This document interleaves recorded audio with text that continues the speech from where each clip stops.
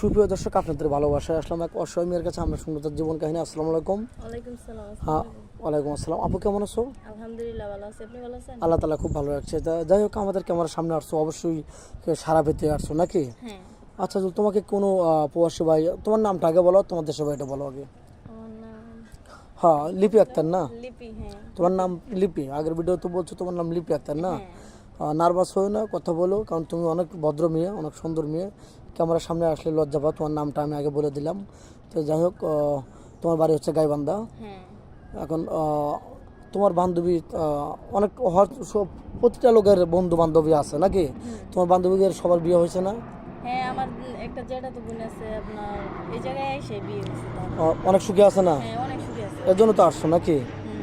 আচ্ছা, কোনো প্রবাসী ভাই তার বয়স 30, 35, 40 হয়ে গেছে, তোমাকে বিয়ে করতে চায়, তোমার কোনো আপত্তি থাকবে? না, কোনো সত্যি তো? হ্যাঁ। কোনো আপত্তি নাই? না। আসলে অনেকে আছে প্রবাসী ভাইদের 3-4 লক্ষ টাকা 5 লক্ষ টাকা ডিমান্ড উঠায়, কাজে ডিমান্ড উঠায় 4-5 মাস সংসার করে তারা টাকা পয়সা চায়, সে স্বামীর ভাত খাবে না।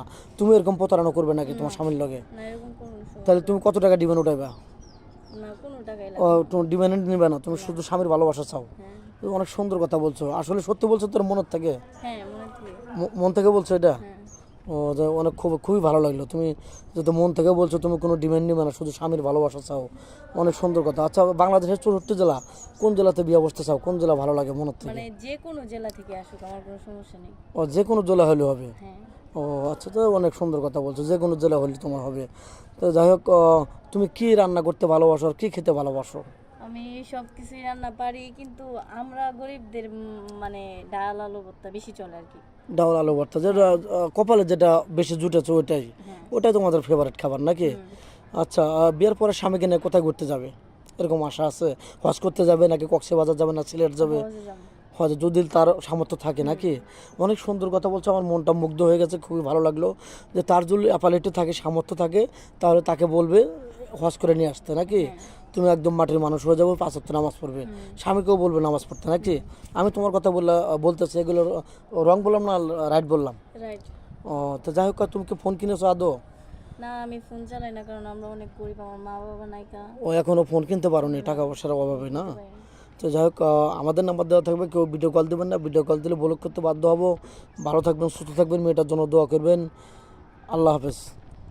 যাই হোক, আপু, শেষ করে দেওয়ার আগে বলছি, তুমি স্বামীর কাছে কেমন ভালোবাসা চাও, এটুকু একটু বলো, 2 মিনিটের 1 মিনিট। কেমন ভালোবাসা? জি জি,